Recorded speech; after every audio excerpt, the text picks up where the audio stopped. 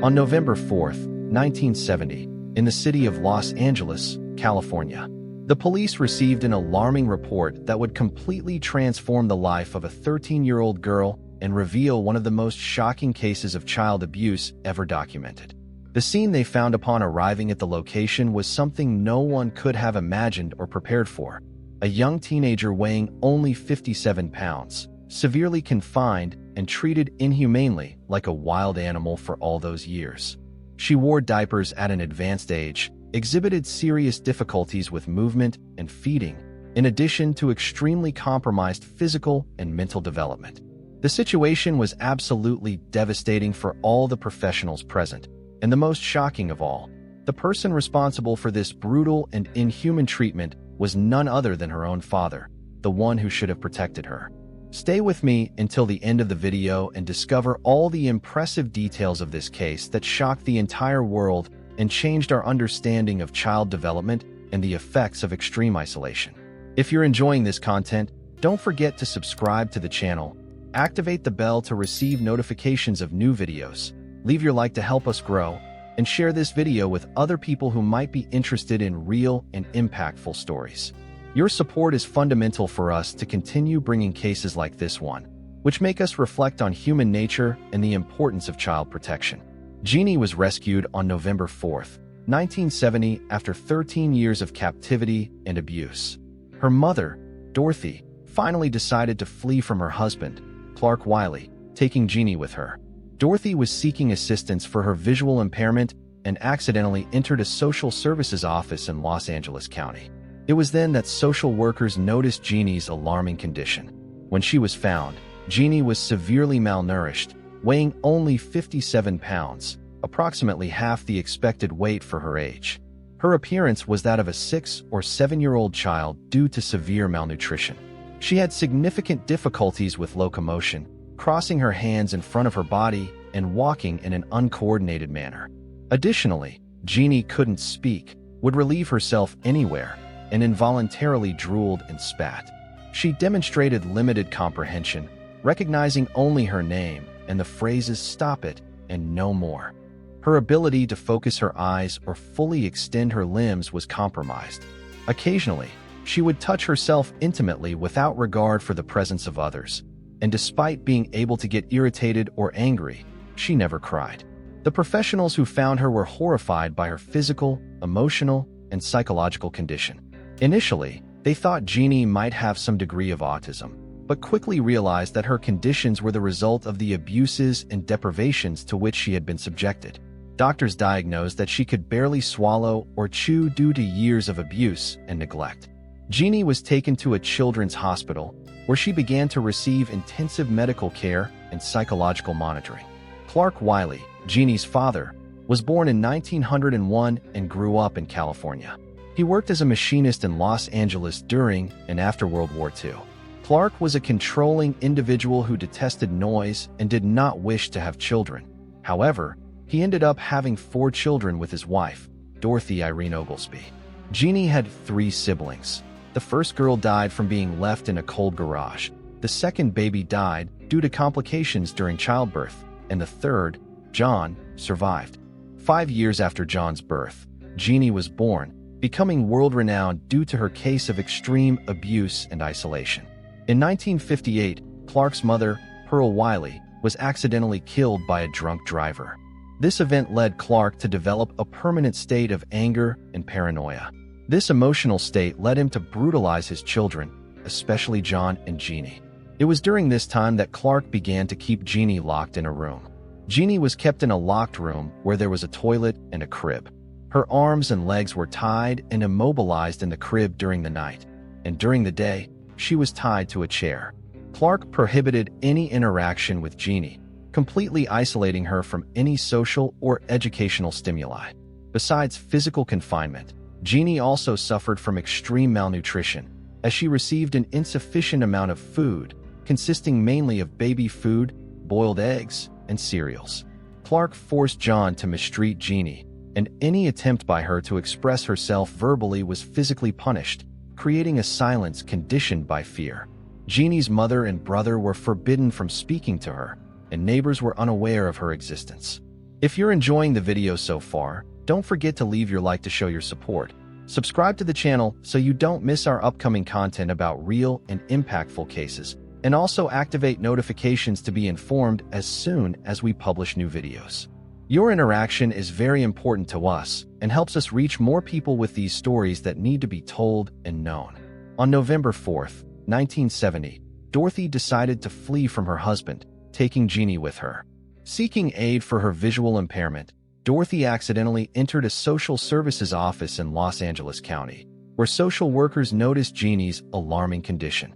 When Genie was found, she was severely malnourished, weighing only 57 pounds, with the appearance of a 6 or 7-year-old child due to extreme malnutrition. She had significant difficulties with locomotion, crossing her hands in front of her body and walking in an uncoordinated manner. Genie couldn't speak, would relieve herself anywhere, and involuntarily drooled and spat. She demonstrated comprehension only of her own name and specific phrases like "stop it" and "no more." This limited comprehension indicated that during the years of abuse, she had only been exposed to an extremely restricted vocabulary, reflecting the lack of social and verbal interaction she suffered.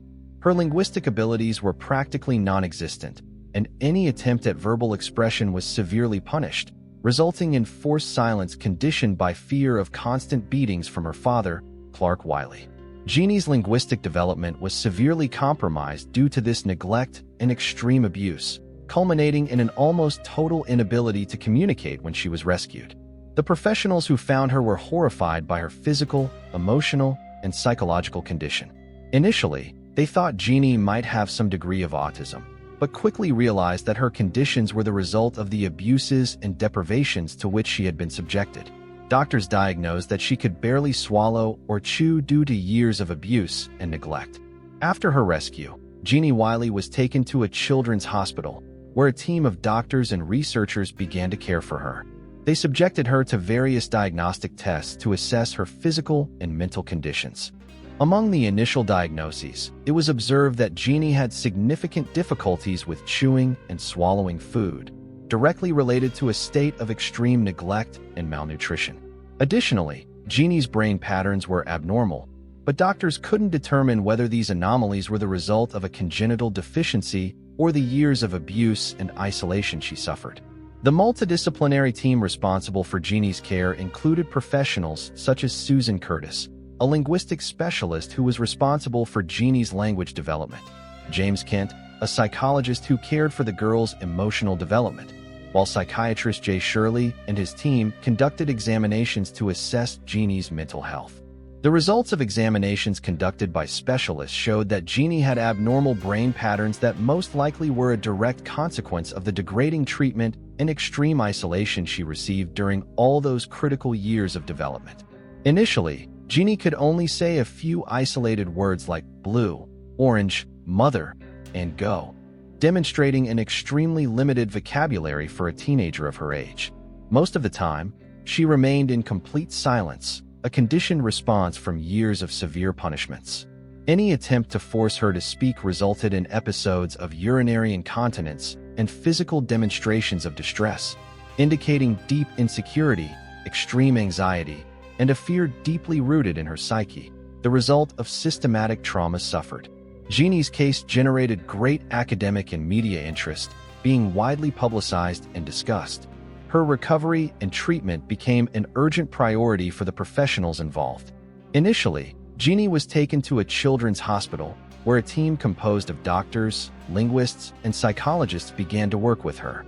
The highly specialized multidisciplinary team sought not only to treat her severely debilitating physical conditions, but also to methodically explore and try to remedy the profound and complex psychological and cognitive impacts of the extreme isolation to which Genie had been subjected during her formative years. The first and most urgent step was to address her critical physical conditions that required immediate attention. Genie was severely malnourished, weighing only 57 pounds at 13 years old, when she should have weighed at least twice that. Her musculature was extremely atrophied and weak due to prolonged lack of movement and restrictive confinement, and she had serious difficulties with chewing and swallowing solid foods. since for years she had been fed mainly with baby food and pasty foods that did not require proper development of facial muscles. Genie's needs were basic and urgent: adequate nutrition, muscle strengthening, and personal hygiene, as she was accustomed to wearing diapers and had no control over her bodily functions. Doctors identified abnormal brain patterns indicating interrupted development due to isolation. Her motor coordination was extremely limited, which made it difficult to perform simple tasks such as walking or holding objects. A team of linguists, psychologists, and occupational therapists was assigned to work with Genie, with the aim of better understanding the effects of isolation on her cognition and language development. One of the biggest concerns was Genie's ability to acquire language.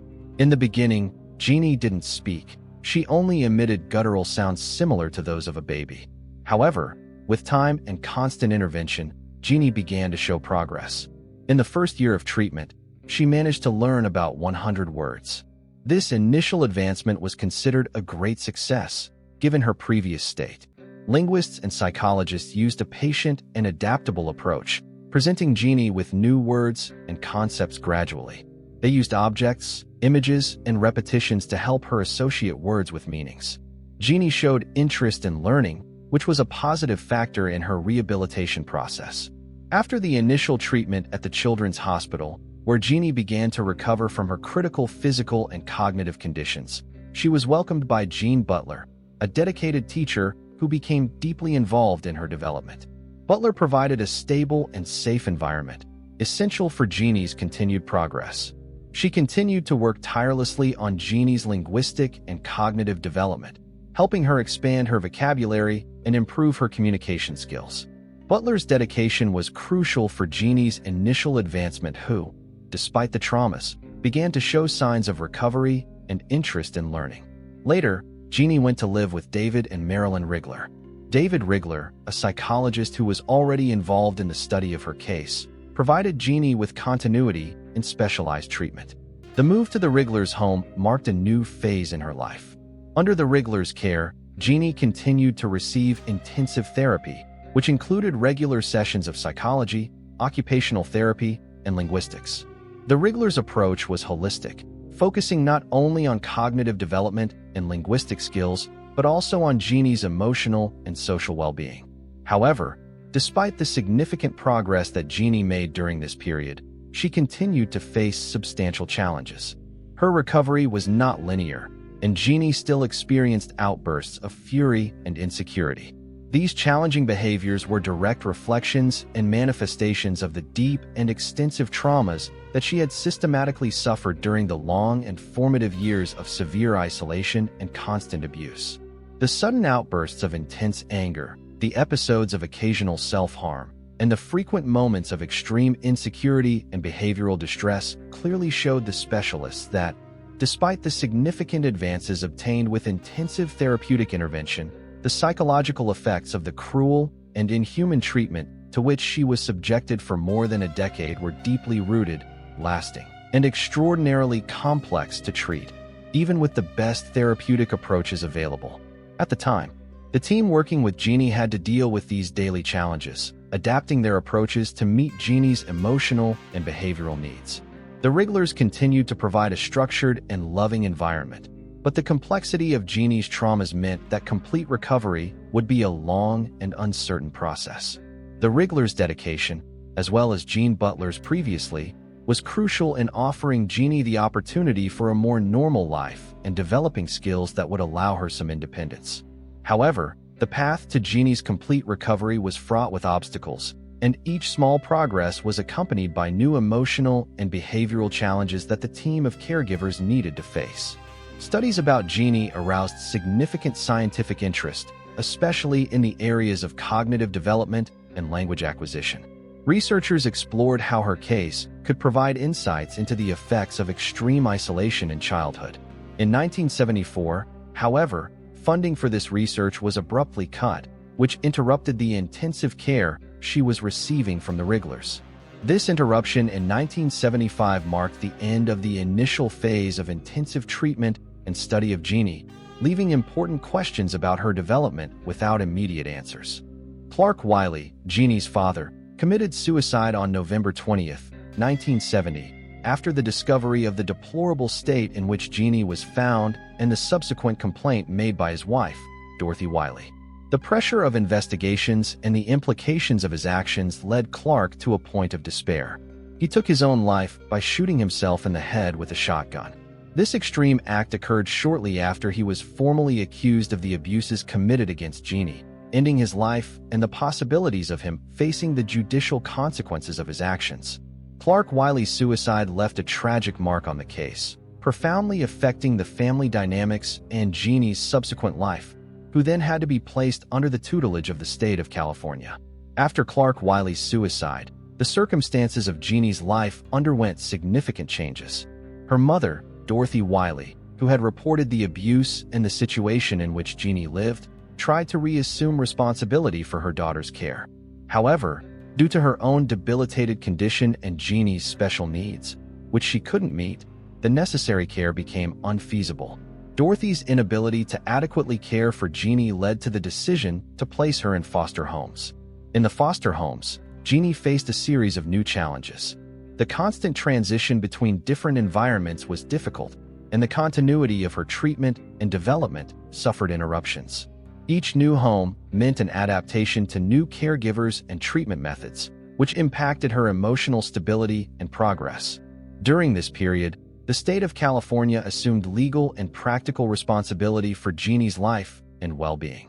The state's guardianship included periods when Genie was subjected to institutional care and foster families. Fluctuations in the quality of care she received affected her continuous development. While some foster families and institutions were able to offer a more structured and therapeutic environment, others were not prepared to deal with Genie's complex needs, resulting in variable experiences of care and support. The years that followed were marked by a constant struggle to balance Genie's emotional, cognitive, and physical needs with the limited resources that were available. Despite the difficulties, Genie's case continued to be of great interest to psychologists, linguists, and other professionals, who saw in her a unique opportunity to study the effects of extreme isolation in childhood and human resilience. The impact of Genie's case goes beyond her own challenges and progress. It generated ethical and scientific debates about the treatment of individuals who have gone through similar experiences and about the best practices to promote recovery and development in such cases.